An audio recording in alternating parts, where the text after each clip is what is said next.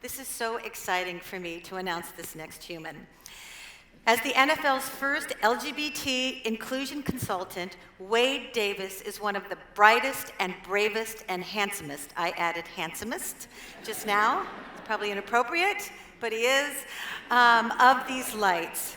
He is an educator on gender, race, and sexual orientation and the importance of respect and equality for all. He stands in solidarity with #MeToo and is currently collaborating with Time's Up Now, which I am a member of, proudly, to identify and break down institutional barriers that women face in the workplace. Shouldn't be like that. He fearlessly uses his voice to teach, to inspire, and to move us all towards LGBTQ and women's safety, rights, respect, and equality. Dear women and men of Points of Light, please welcome Wade Davis.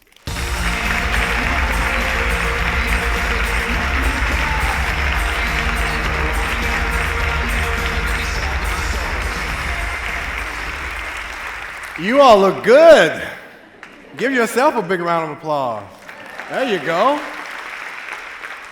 So one of the many questions that you all are asking, here is, how can we create a society where every individual has the opportunity to accelerate change in their world and beyond? Now, I'm a tad bit radical, so I'm going to own that. So I want to issue you all a couple challenges that'll make your civic engagement easier and that you can also learn how to increase your impact and your effectiveness. Well, during my time with you all, I want to issue you all a couple challenges, right, that I believe will make your work much more effective and also easier as individuals. And as you think about how to be civically engaged. So my first challenge is to think about how do we talk about individuals who we are trying to engage and to impact. Because far too often, we take what I call a deficit lens or a deficit approach in our attempting to serve and to partner with these folks. But now let's take this out of the abstract, and I want to tell you a story. So I used to volunteer and work at multiple nonprofit organizations. And when you work in these spaces as an employee, you quickly learn that young people know the business of nonprofit world. And they understand that funding and funders usually come by numbers served and not by impact. Partly because numbers are easier to quantify and impact is not as tangible and not as sticky, right? It's not as something that you can taste, touch, and feel like you can numbers. So young people come to understand that their physical body is what funders use to actually say whether or not someone should be funded. Now, I want you to imagine that you are only thought of as a number and not as a human being. The other thing that you learned is that underserved young people are far too often thought of as at risk. Now, think about that language, at risk. Now, I want you all to imagine when you were young if everyone thought of you as at risk. Is that language affirming? Or is that language limiting to not just how you think about yourself, but also how others come to consider you? The term at risk is taking a deficit lens approach to young people. And as you all know, words have power. And when words are said over and over again by the majority or the dominant group, they begin to define you. And young people don't get the chance, as Audre Lorde says, to define themselves for themselves. Now, I can see by your eyes that some of you are a little bit unsure about what I'm talking about when I say taking a deficit lens approach. So here's another story. So I'm a gay black man. I'm a former NFL player, and people always ask me to tell my coming out story. And I always thought, what am I coming out of? Right? The term coming out connotes that I and other LGBTQ folks are hiding, and we're hiding to deceive. And when trans women of color who have a life expectancy of 35 years of age are killed, their death is often framed as saying that they were trying to deceive someone, when truthfully, they're just trying to navigate a world that has, with great effectiveness and efficiency, deem them different and alien, and seek to destroy them. Now, I've given you a few examples, but let's look at how marginalized folks are also looked at through a deficit lens. Now, meaning that we see them often as complicit in their own trauma and their own killing. But let me give you one last example. Take, for instance, my shirt. Now, there are two conversations happening on my shirt.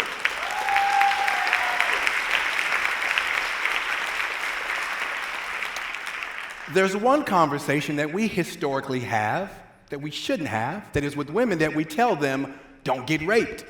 The other conversation that we should only be having is with the rapist, where we say, don't rape. Yet somehow, yes, thank you.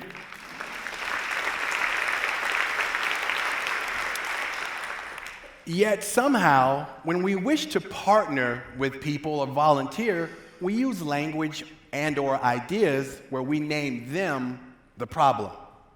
So as we further think about how can we better be critically or civically engaged, we must look at ourselves. And we must think about the language that we are using, because no one, and I mean no one, should be called at risk. Young people who you are looking to volunteer with are at promise. And those young folks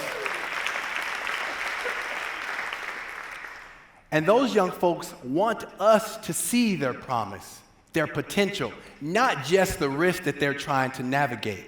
Because when you see them as at promise, it changes the focus of our work. Because we see ourselves in them and we see their humanity.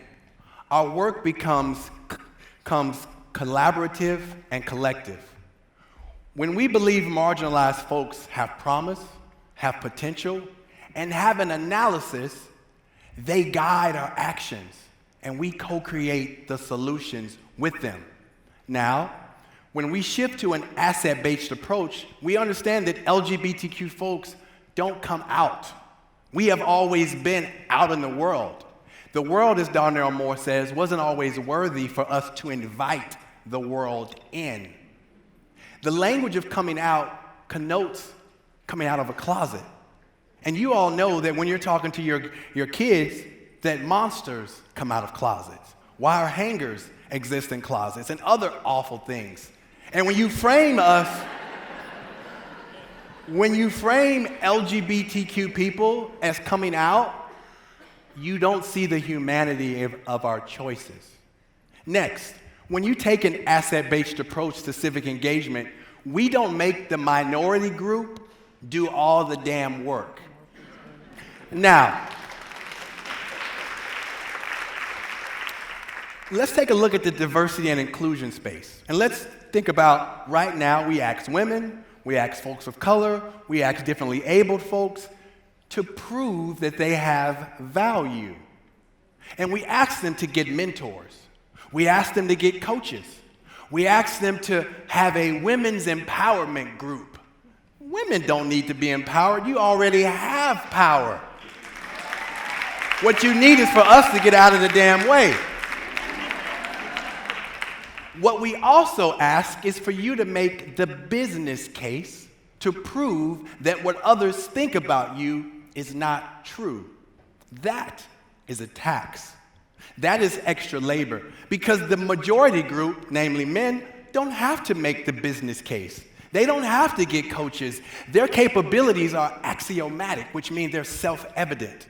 So after we shift from a deficit-focused lens to an asset lens, we all must do something extraordinarily different. And it's so difficult that oftentimes we don't even know that we need to do it. We must cease to act out of guilt, out of shame, out of pity, and out of fear. And we must make the work that we do personal. So what does it mean to make the work personal?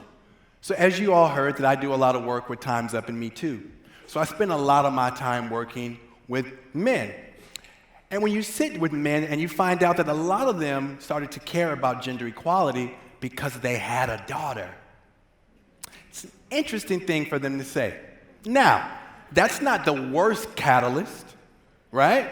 But they skipped a step in their journey. Because in order to make the issue personal, you have to understand that fear is really what is your catalyst. And fear is not something that's going to take you for too long. Because if you don't make the issue personal, you don't find out that your fear is rooted in a form of benevolent sexism. Now, many of us who are deemed privileged, we have to be careful not to act out of shame and out of guilt. Because when we do, we don't understand that having money, having a good job, it's not something that we should be guilty or feel shame around. Because money and status actually have no real value.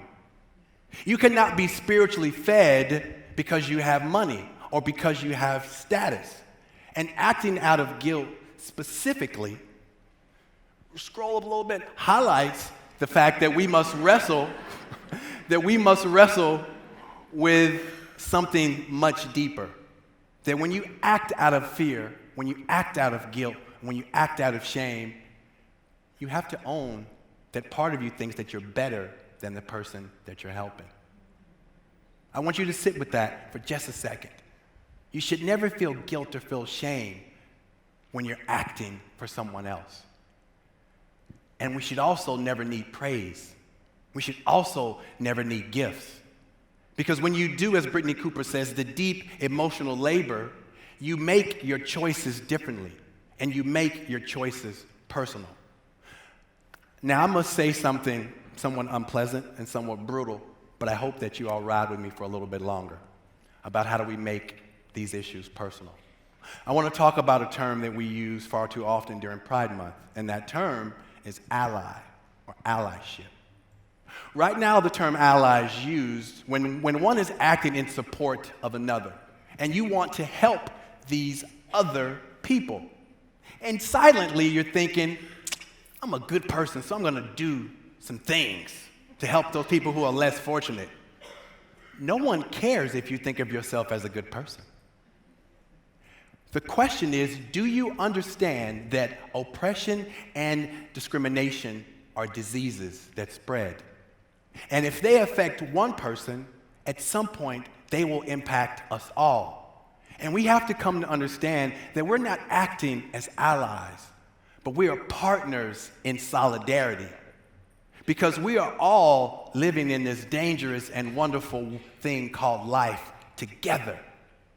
Now, I want to leave you all with a quote by the great James Baldwin that I think really helps to crystallize what I mean by making these issues personal.